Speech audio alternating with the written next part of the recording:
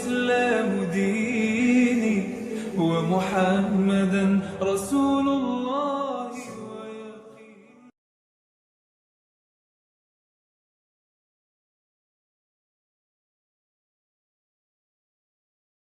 Ibu sekalian, ingat rukun salat itu tidak terkait dengan tempat ya. Misal rukun salat adalah salatnya di Masjidil Haram, salatnya di Masjid Nabawi, ya susah kita ya. Rukun salat terkait dengan ibadah yang saat dilakukan, bagian dari prakteknya. Ada rukun, ada syarat. Syarat itu adalah hal terkait dengan sah tidaknya ibadah, tapi bukan termasuk dalam rangkaian ibadah itu sendiri. Misal syarat sah salat itu wudu. Wudu bukan bagian dari rangkaian sholat ya. Nggak ada misalnya takbir kemudian wudu dulu, nggak ada begitu kan ya. Jadi sebelum kita sholat wudu dulu. Orang yang sholatnya tanpa wudu benar sholatnya, dari takbir sampai salam nggak ada yang salah, tapi tidak sah karena tidak wudu. Nah tapi dari mulai takbir sampai dengan salam, takbir, kemudian misalnya rokok, kemudian sujud, itu disebut rukun sholat, hal yang menentukan sahnya ibadah dan termasuk dalam rangkaian ibadah itu sendiri. Adapun di luar itu disebut dengan mutammimah, penyempurna, yang melahirkan fadilah-fadilah, keutamaan-keutamaan yang lain. Misal ada salat dari segi waktu, keutamaan dari segi waktu ya. Salat yang ditunaikan di malam hari itu lebih utama dibandingkan di siang hari, yang sunnah ya.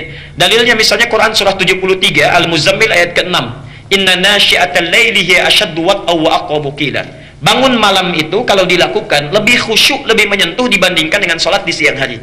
Ada keutamaannya karena tidak banyak gangguan, tidak banyak aktivitas, sentuhannya lebih cepat, karena itu syaitannya lebih kuat ya. Jadi ada syaitan khusus yang menggoda orang sholat, namanya dasim, namanya khanzab ya.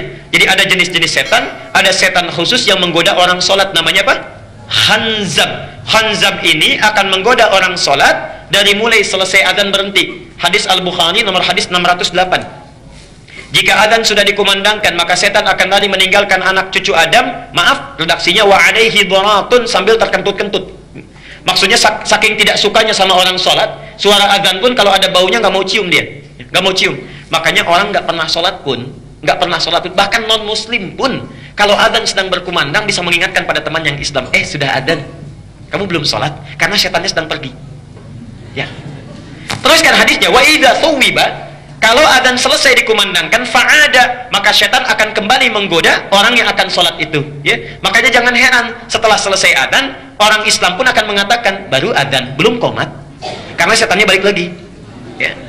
Nah, sampai akan ditunaikan sholat itu akan digoda oleh khanzab ini, hatta la yash'ural musalli kam rak'atan yusalli, sampai tidak sadar orang yang sholat berapa rakaat sudah menunaikan sholatnya, sampai tidak sadar orang yang sholat sudah berapa rakaat menunaikan sholatnya. Punya pengalaman ini? Ini kelihatan dari wajahnya ya. Baik, teruskan. Nah, ini diantaranya sholat malam. Ada yang terkait dengan tempat ya. Maaf, malam saya sarankan, karena kita sudah belajar as-sunnah an-nabawiyah, mohon sebesar-besarnya jangan tinggalkan tahajud. Sholat tahajud itu punya 4 kemuliaan yang tidak akan ditemukan di sholat apapun. Itu cuma malam, waktunya malam ya. Satu, Allah menjamin akan mengangkat karir pekerjaannya, ditempatkan di tempat terbaik. Yang kedua, cara dia bekerja, beribadah, beraktivitas dibimbing supaya mudah. Yang ketiga, kalau ada kesulitan dibimbing supaya keluar dengan lancar.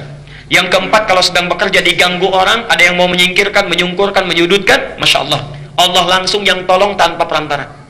Dalilnya jelas, bukan hanya hadis tapi langsung Quran surah ke-17 ayat 79 sampai 81 Al-Isra, wa minal laili fatahajjad bihi nafilatan laka. Di antara sebagian malam silahkan bangun tahajud, hukumnya cuma sunnah bukan wajib. Tapi kalau engkau lakukan, asa an yab'atsaka rabbuka maqaman mahmuda ya. Allah akan angkat maqam derajatmu di tempat yang terbaik. Quran surah 17 ayat 79 sampai 81.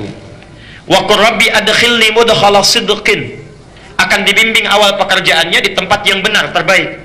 Wa akhrijni mukhrajas sidqin, dikeluarkan dengan cara terbaik kalau ada kesulitan. Waj'alni min ladunka sultanan nasira. Masyaallah, kalau diganggu orang langsung ditolong dalam kebaikan. Itu dari segi fadilah waktu. Dari segi tempat ada keutamaan.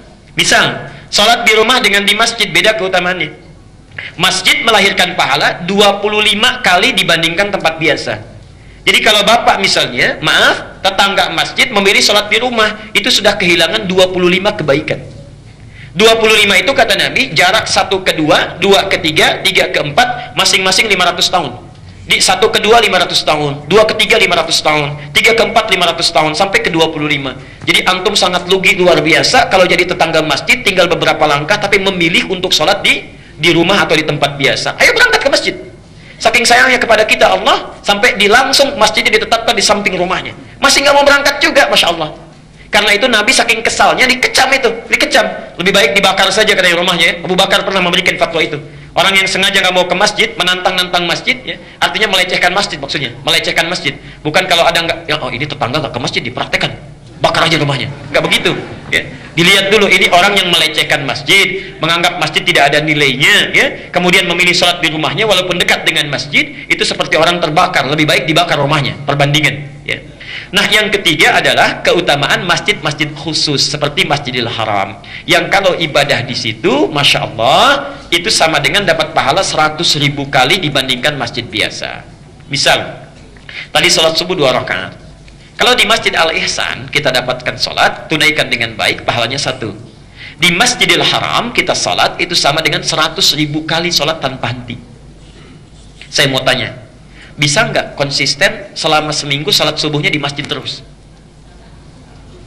Selama seminggu? Bisa? Sebulan? Belum tentu. Belum tentu. Mungkin sakit, mungkin ada halangan, mungkin ada dinas macam-macam, mungkin di perjalanan, belum tentu. Belum tentu. Walaupun kita akan berangkat, belum tentu kondisinya memungkinkan. Masya Allah, orang yang sholat sekali di Masjidil Haram dan berjamaah dia, maka pahalanya seperti 100.000 kali sholat, 100.000 hari sholat subuh tanpa henti. Tanpa henti. Berapa tahun itu? Tidak putus-putus. Itu keutamaannya. Nah, karena itu bagi Anda yang sudah dekat dengan Masjidil Haram, Masjid Nabawi 1000 kali. Kalau sudah dekat, jangan memilih di hotel atau area yang tidak masuk dalam Masjidil Haram. Seringkali menipu itu, ya. Walaupun yang menipu itu kadang-kadang kelihatannya nyaman, nikmat. Baru keluar hotel, aduh Masya Allah ya, kalau saya hotelnya di Zam-Zam, sholatnya mudah lagi. Begitu keluar langsung ada garis merahnya, safnya langsung Masjidil Haram. Padahal itu bukan saf masjid. Keluar Masjidil Haram, maaf, keluar Zam-Zam, di bawah kan suka ada ya, di area mall itu.